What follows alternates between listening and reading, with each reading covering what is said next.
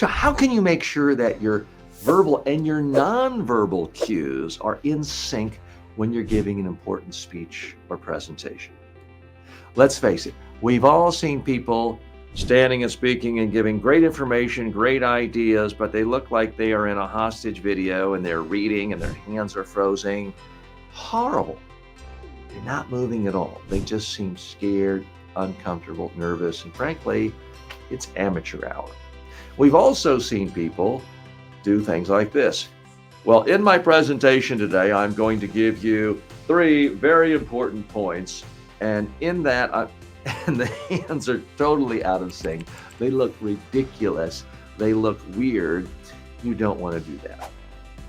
It is, in fact, important to have your message in sync with your body language because your body is profoundly visual. Now, it's not true that 93% of communication is your body language and your voice. That is a myth. That is not true.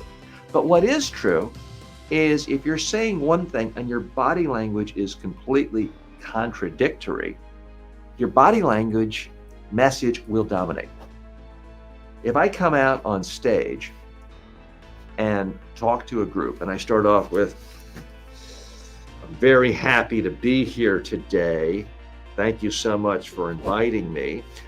You're going to interpret my hands crossed like this, my head down, looking down, not at you, and rocking as I'm uncomfortable, nervous, and I don't really want to be here. That is the message the audience will receive. So in that case, my body language is so powerful, it's going to overwhelm the actual words, the intellectual content of what's coming out of my mouth. So it is important to have it in sync. Now, a lot of people, in my opinion, waste time thinking about, well, when it's a really important point, I'm going to bring this hand up this level and I'm going to only point with my left hand, or I'm not going to point because that's rude, so I'm going to put my thumb down. They overcomplicate things. You don't have to learn some new form of hand language or sign language. No, that's overcomplicated things.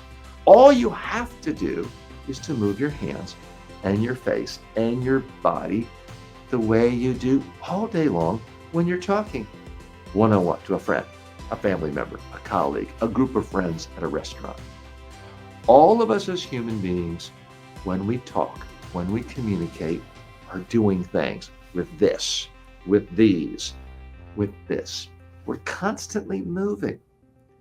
So if you're standing up to give an important presentation and you tell yourself, well, I'm now giving a professional presentation, so I want to come across professional. Typically what that means is you stop moving. You therefore look scared. You therefore look nervous and uncomfortable. Therefore, you appear to be less confident. So you're sending a message to your audience, hey folks, I'm not really confident. You shouldn't really believe what I'm saying. I might just be making this up. I might just be reading a bunch of stuff that someone else wrote for me. That's not the message you want.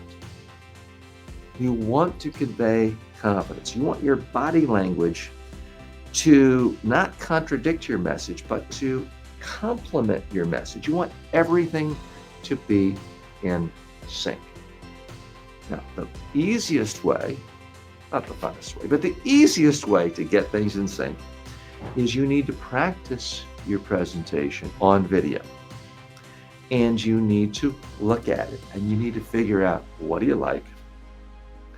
What do you not like? You need to get to the point where you can look at a video of your rehearsal for this important speech and say, wow, I like how that person's coming across. If I can come across half as well as that person, that'll be great. I'll be really happy. I would recommend doing this numerous times. Now, if you really want to make sure your body language is working for you, I recommend that some of the time after you've watched and listened to yourself in the practice, watch it again. This time, turn the volume down to 0. Now you can really look at your body language, your hands, your face, your movement. Big problem for so many business people giving important business presentations is when you turn the volume off, here's all you see.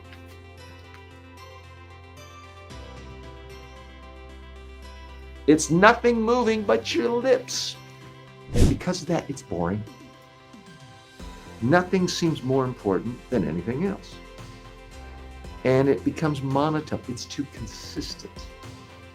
And what happens to your audience? They fall asleep. You don't want that, because if that happens, no actual communication has taken place.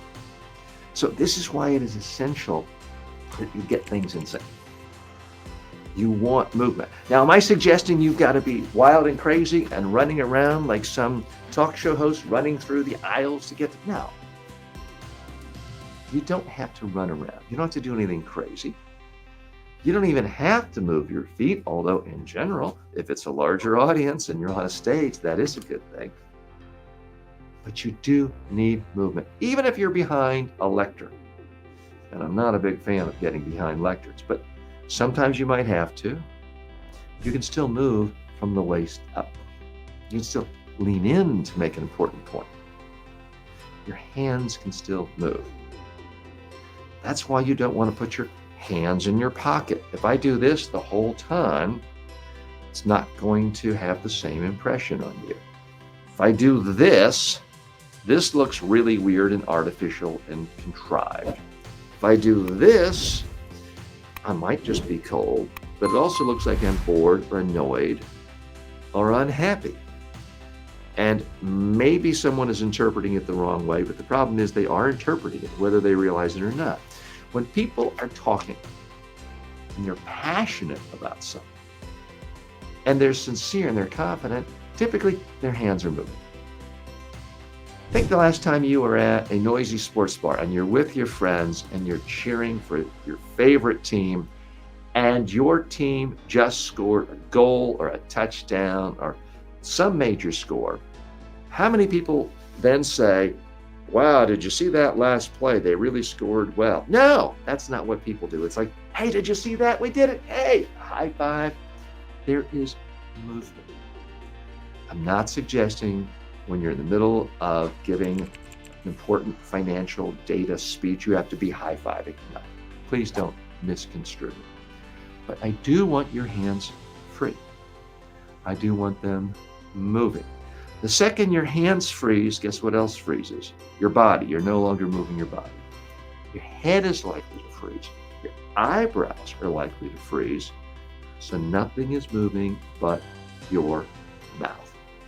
And that is the kiss of death as far as keeping people awake, keeping people excited. You're not giving them any information on what is really important. You're not giving them a sense of what is significant.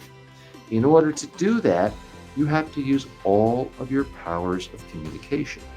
And that is verbal, but it's also nonverbal. And that is how you get everything in sync.